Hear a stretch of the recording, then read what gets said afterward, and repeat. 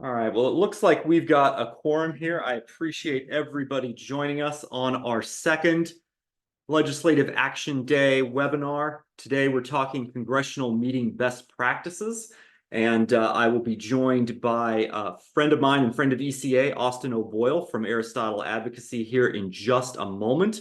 Wanted to kick things off, just to let you know kind of where we are in the process. We are, I think as everybody knows, we are about 2 weeks out until Legislative Action Day. Looking forward to see, I think about 130, 135 of you here in DC in 2 weeks' time. Very much looking forward to that.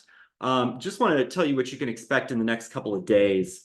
As of right now, what we're doing is we've asked one person from each state group who to kind of be the team captain, the person who's going to coordinate all the groups. And in the next day or so, I've been reaching out to them and giving them the information that they'll need. They're all going to be reaching out to you over the next couple of days, trying to get the team together before Legislative Action Day. If you've been with us before, we usually get folks together at the policy kickoff breakfast. We talk about the meeting run of show and our talking points and everything. And we got some really great feedback last year that it would be very helpful for the groups to get together before Legislative Action Day, to have an opportunity to connect, to not only kind of go through what they see for the meetings on Capitol Hill, but also just an opportunity to connect and get to know each other before they get to DC, know all the faces that they need to see. So that's something we're asking everybody to do. So at some point over the next 2 weeks, hopefully you and your teams will find 15, 20 minutes to get together just to say hello and talk through our meeting plans and run of show, which you all will be getting over the next couple of days from your state leaders. You'll be getting an email tomorrow. We do these every Friday with some more details, talking about some of the logistics, some of which you can expect for Legislative Action Day. We'll certainly have some more details there. And just to flag, we're going to have two more opportunities to get together before May 30th. One will be at this time next week. I'm going to be joined by ECA's Policy Counsel, Elizabeth Mayer, from the firm of Brownstein Hyatt Farber Schreck. They're also going to be the folks who are going to be hosting us for Legislative Action Day. We're going to be talking about the future workforce and visa issues that we'll be talking about. This will be kind of a deep dive around those issues, so you can ask any questions, get all the details you need so that you feel comfortable in your meetings on Capitol Hill talking about those talking about those issues.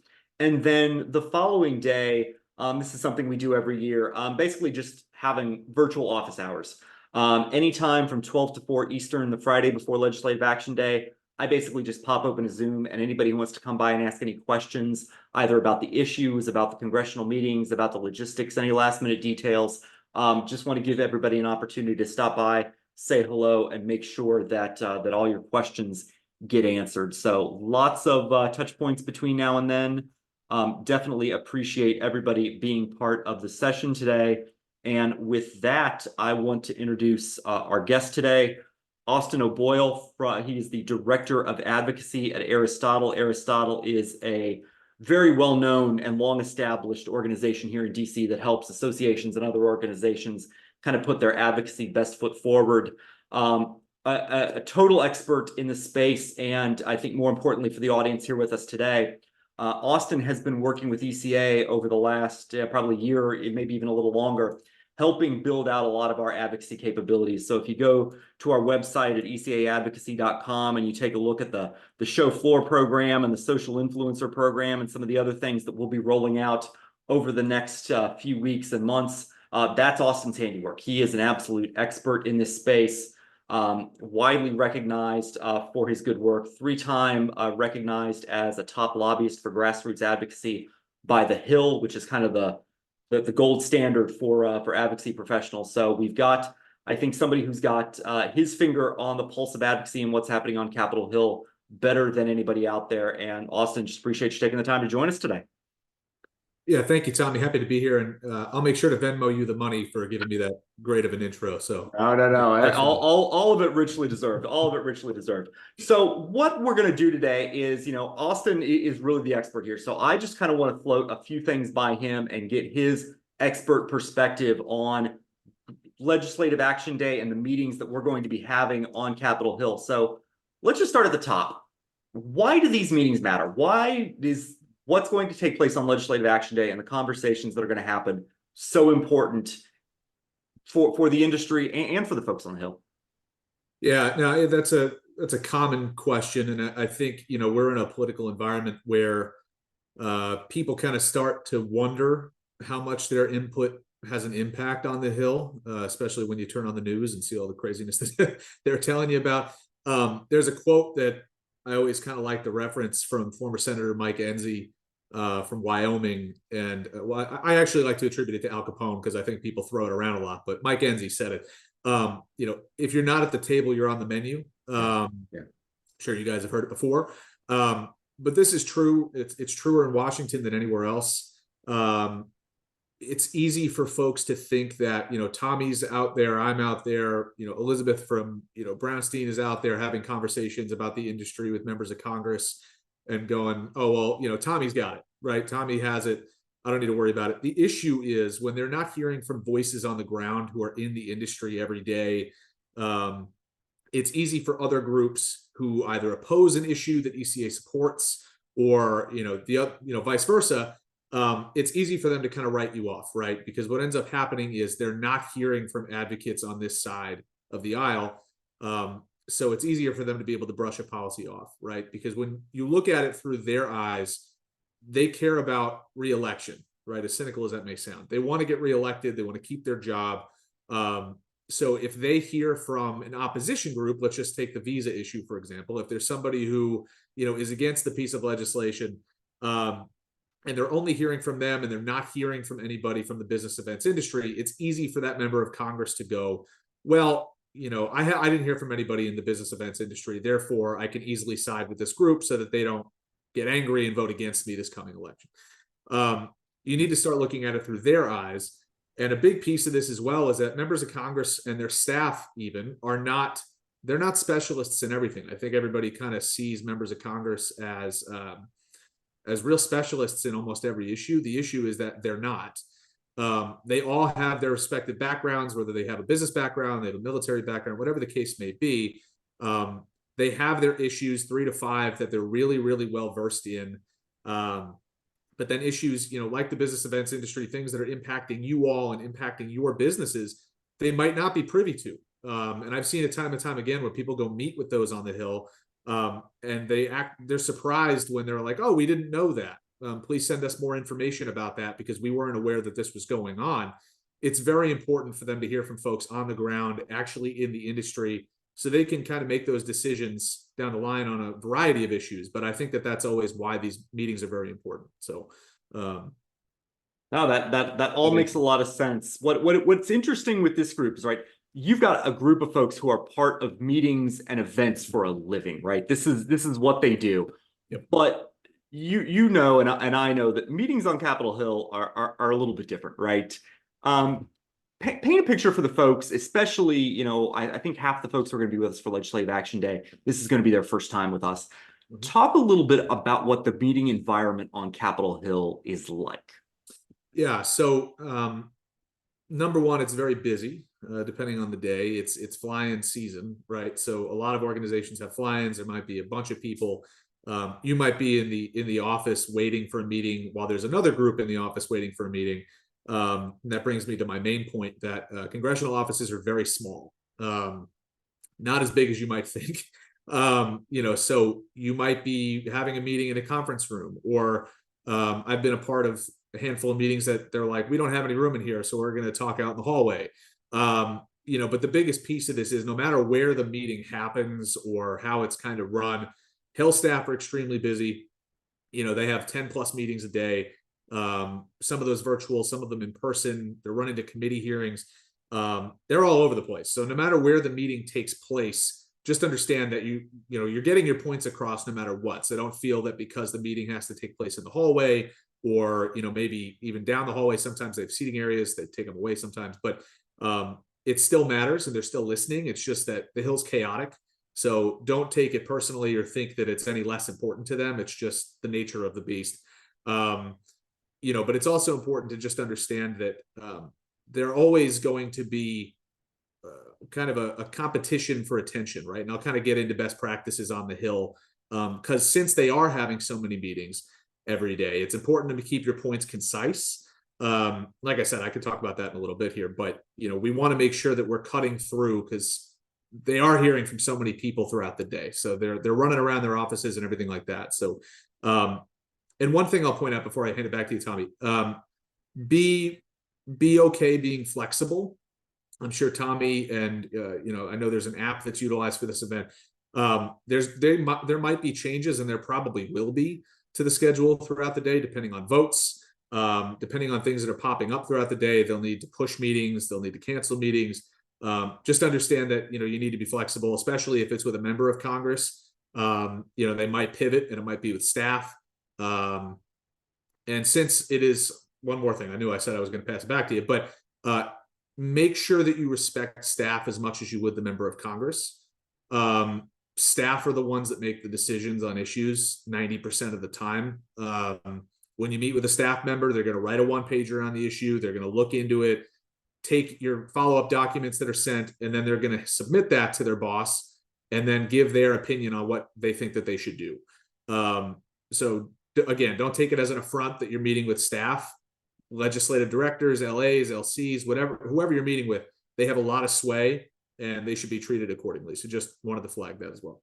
I can say some of the best relationships with congressional offices are ones where I might see the member once a year because the staff are so good and they're advocates for what we do in some of our positions. So you mentioned best practices. Let's talk about a few best practices for meetings on the Hill. For everyone who's here with us today, what should they keep in mind, top of mind, for their Legislative Action Day meetings? Yeah, just some of them, I think, and we can go in depth on some of them. But I think being clear on the goal. Sometimes, especially if it's your first time in a meeting like this, it's easy to kind of lose track of what you're there to do, right? So it's important to just make sure that understand the asks, understand what you're asking the office to do, and stick to those points. It's easy to kind of get lost in storytelling. It's easy to kind of repeat the same few talking points, especially if you're in a group. So just make sure that if you see, especially as part of a group, if you see the group starting to kind of stray away from the main goal, try to work them back to the goal. Try to keep them on target and keep everybody focused on what you're actually there to discuss and the actionable items that you want the office to do after the meeting. Researching the lawmaker a little bit. As I said before, we live in a very polarized political climate right now. It's important to know things like political party, committees, that sort of thing. It's important just to know a little bit about the lawmaker. How have they been historically on issues that you care about? Have they always voted against these sort of issues? Have they not really had a particularly strong stance either which way? It's important to know what environment you're walking into when you go into an office, because depending on their party and their past actions, they might be opposed to some of the bills that you want them to support, or they might be a huge champion as soon as you walk through the door. So it's important to kind of set the standard for yourself to know what you're getting yourself into. I said before, make sure you respect staff. Can't stress that enough. If you disrespect staff, it's going to be very hard to get into that office moving forward. So know your issues. Make sure you understand the policy issues. You don't need to be a policy expert by any means, but you should have a grasp of the issue and really a grasp and firm understanding of how it impacts you and the industry that you work in, right? That's going to be a big piece. And it's also important to connect the issues to the lawmakers' district. Like I said before, they care about re-election, right? We're in a very crazy election cycle right now. But they care about being reelected. They care about how this impacts their broader district. So yes, the issue, and it's important to them how the issue impacts you in the industry, but it's also important to them, if I take a vote or a stance on this bill, if I co-sponsor a bill or whatever the case may be, how is this going to impact other groups within my district or my state? Is anyone going to be upset by this? Is this going to be able to be used against me? That sort of thing. So it's important to just understand how the policy issue will trickle down throughout the district. So that way you can kind of wrap that into the conversation. Because if you're able to do that work for them, they'll be very appreciative of you helping understand how this impacts the bigger picture. Wow, that is absolutely great. Just to follow on with what Austin said, for those of you who've not been with us for Legislative Action Day before, as part of what you'll get for your materials for each meeting, there'll be a one-page document that will outline some of the impact back in each state, the numbers that Austin just talked about, as well as, we'll make sure you've got talking points and all that so that we can hone in on exactly what Austin just mentioned. Great comment from Julie in the chat about understanding and tailoring the message and how to make sure, we're communicating most effectively. Let me maybe just use that as a jumping off point. Great suggestions there. What other best practices do you think of, particularly when it comes to communicating with congressional staff? Because like you said, they're doing a lot of these meetings every day. How do you kind of break through from that perspective? I mean, the easiest way to kind of cut through that is just keeping it concise and, keeping it short and to the point. A rule that I typically recommend people follow, and it was created by, I think, some Vermont state lawmakers. They were doing a study about what impacted policymakers the most when it came to constituent interactions. It's a 2793 rule. Basically, that your message should be no longer than 27 words, should take no longer than 9 seconds to actually say out loud, and shouldn't contain more than 3 major points.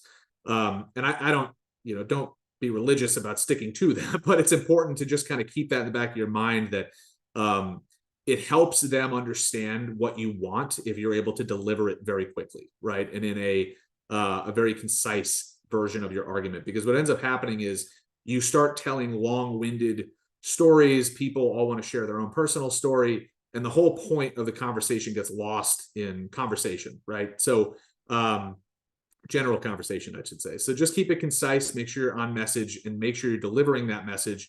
And as we said before, if you have the end goal of what those actionable items you want them to take are, and you remember that throughout the conversation, it's very easy to stay on point and get your point across in a very impactful way. And I think following up as soon as possible. I'm always big on follow up, because what happens is a lot of groups don't follow up right away. And that leaves a lot of free time where, they're having other meetings, they're having other issues pop up. They start to forget what their conversation with you was even about. So it's, it happens. So it's important to make sure that you're sending any follow-up that they asked for specifically, I usually say within 24 to 48 hours. Thank them for the meeting, remind them of the topics that you discussed, and then ask them if there's any follow-up questions or anything like that, and offer yourself as a resource too. Because they might not have a question for you right after the meeting, but as they start looking into the issue, they very might well have one, and you want them to feel comfortable reaching out to you and saying, hey, I did have a question, XYZ, here's this, that, the other. So those are the main points that I would say. Keep it concise, keep it on message, and follow up as soon as possible. No, very, very, very good advice. Just one other thing I will add about the follow-up piece is we will make sure that all of the state leads get an email template that they can use. So we'll try to make that as easy as possible to make sure you're able to follow up as Austin recommended. And also just during the course of the conversations, right? You all are the voices of the district. You're the voices of the state. You all are not expected to know every detail about these bills, and any sort of tough questions you get, any questions where they're asking you for a certain level of detail that you're not comfortable with. Hey, you know what? I don't have the answer to that question. I'll make sure Tommy from ECA gets back to you as soon as possible is a perfect answer to that question. And we will make sure we coordinate that for everybody. Appreciate the questions in the chat. I know we had a question about how many meetings typically take place. It usually does depend on the size of the group, but I'd probably say between 3 and 6 or 7, depending on the state. Larger states tend to have more. Groups with more folks who are part of the state group tend to have more, but it does vary a little bit. Question about the agenda for the day. Obviously the broad day agenda is in the know before you go emails, but for the individual meetings, our scheduler, Kirsty Tucker, who works with us every year, will be putting together customized schedules for everybody with your meetings when they take place. And that way you'll also be able to know not only when your meetings are taking place, but when you'll have some downtime so you can take calls, do meetings and the like. Roy brings forward, making sure that we connect them to the ECA data. Absolutely great idea. Robin with a good point about taking pictures and posting them to social media. Always make sure, folks give you the sign off before that happens. But yes, absolutely. And we'll make sure we've got a social media toolkit for everybody. in the Know Before Your Go emails and also in the final information you'll get from us. So appreciate all the questions and guidance in the chat. Very, very helpful. Austin, earlier you mentioned sort of researching and kind of knowing what folks are going into. And I, I guess this is kind of more of a question for me than anybody else, because one of the things that I'll be doing for everybody, as we mentioned, we'll make sure we get you some briefing sheets with information kind of going into each of your meetings, knowing whether the member of Congress has co-sponsored the bills that we're interested in or not, or maybe some of the connection they have. But I haven't really talked to you about what I was going to put in them yet. So we're getting everybody ready for Legislative Action Day. What do you think folks should know before each meeting, and what information should I be providing to everyone to make sure that they feel comfortable walking into that office? Yeah, I think first and foremost, political party needs to be, primary. Just because, especially now that we're in election season, everybody is starting to move to partisan lines for the most part. So you'll see that more and more as you get closer to November. But it's also going to help you get an indication of where they're going to likely fall on the issue. It's not necessarily always a clear indicator, but just helps you kind of understand who you're meeting with, what their general stances on other issues are, etc. I would say leadership positions, committees, champion issues, right? Everybody has like 2 or 3 champion issues that they're very committed to, and they're always going to champion. Somebody who's pro-business would be perfect for some of these issues, because again, these can be painted in kind of a pro-business light, right? It's all about how we can, spin narrative for certain members of Congress. So that's why all this stuff is very important, because your pitch, if you will, because that's what it is. It's a pitch to, support issues, oppose issues.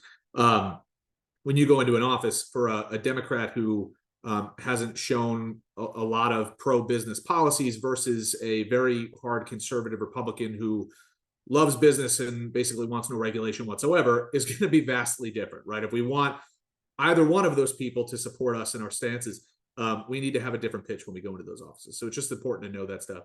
And this is not so much for your one sheets, Tommy, but this is more so, take a look at the list of the folks in the state. I mean, you might know folks in their family, you might know them. If you have any connection to the lawmaker whatsoever, make sure to kind of just sprinkle that in there into conversation. Never hurts. And also kind of a personal profile, right? Just kind of knowing where they go to school, what did they, what's their profession outside of Congress, right? Where did they come from in terms of what their industry was? Any hobbies that stand out, things like that can just kind of help guide your conversation in terms of small talk and connecting with the office. But I think those are the main points that I would say. And obviously also where they fall on some of these bills that you are going to be discussing, if they've taken a stance, where they've fallen and things like that. So all important things to keep in mind. Now, very, very good advice. I know we're coming up towards the end of our half hour, so maybe I'll ask you just one more question, and we'll see if folks have any other questions they want to get answered. But lots of times you'll have meetings on Capitol Hill and it'll feel like they're going very well, and then you walk out of that conversation, you kind of wonder, all right, what's the action item? What's the next step? Was that really a good meeting, or was it just a good conversation and it kind of ends there? How can folks make sure that their meetings are actionable and practical and really deliver the asks that we're looking to make sure we get across?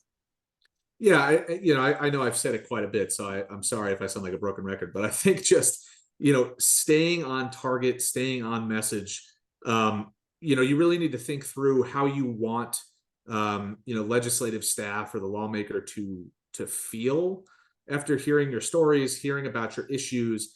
We're trying to we're trying to win hearts and minds on these things, right? So that's what we're trying to do. We're selling them on the idea of supporting our stances. We want to be very clear in what the actions are. And again, that's why I always try to keep people on target, because what ends up happening is you almost forget when you're in there. Like, you start talking about different stories, they make small talk, and you get, talking about the weather for 20 minutes. And before you know it, there's like 2 minutes left in the meeting and you haven't even asked them to co-sponsor a bill or anything. So then it kind of becomes now we need another follow-up conversation. It was great that we had a nice casual chit chat, but what did we accomplish, right? This is kind of a, we're trying to go there with a goal, so we need to make sure that we keep that in mind. How do we make this fall in line with their self-interest?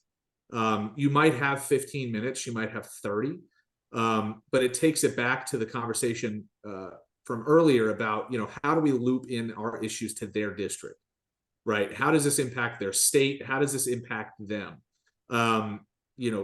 They love their constituents and they want to represent their constituents, but it ultimately comes down to, is this going to negatively impact me, or is this going to help me keep my job? So I would say just keep everything actionable, understand your asks, make sure you clearly articulate them, and do so early.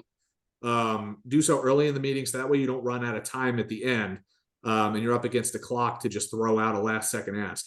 So it's important to stay on message, make sure you're getting those actionable items out early, and really look at this issue through the lawmakers' eyes. What's going to make them want to say yes?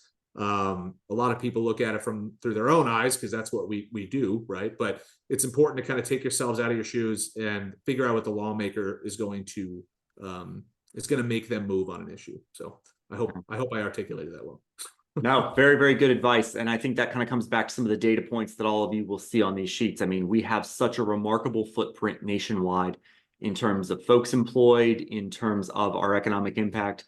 There's such a good story to tell in terms of why it should matter to them.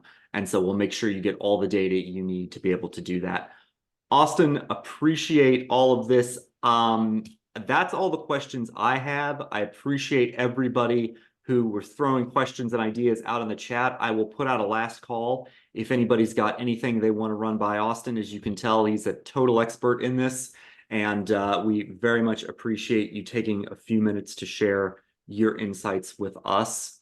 Absolutely. While we're waiting to see if any other questions come through, I will just let folks know you'll be getting another Know Before You Go email tomorrow from me. We'll have some of the same information about the agenda, where events are going to be taking place. We'll also have some additional details about some of the things that will be happening around Legislative Action Day that day, as well as some information about what you'll be hearing from your state leads. There were some questions in there about hearing from folks. We will absolutely make sure that folks are hearing from their state leaders and from me over the next couple of days. Appreciate everything in the chat. And Kai makes an absolutely very important point, right? If we're talking about getting their support for our issues, it really is helping them see what's in it for them and their district. And that's kind of where it's just so critically important to highlight all the impact you all have in your district as employers, as part of this ecosystem. So very, very good advice. Austin, I appreciate you spending some time with us. Thank you for this. Thank you for everything you do for ECA. We are very appreciative of all the hard work you're doing for us. No, thank you, Tommy. I'm happy to be here. Absolutely. Folks, everybody, thanks for taking the time to be with us today. We will make sure we get a recording to this if you want to go back and check it out again. And in the meantime, look forward to seeing everybody next Thursday for a discussion of future workforce and visa issues. Until then, thank you all very much. Have a great rest of the day.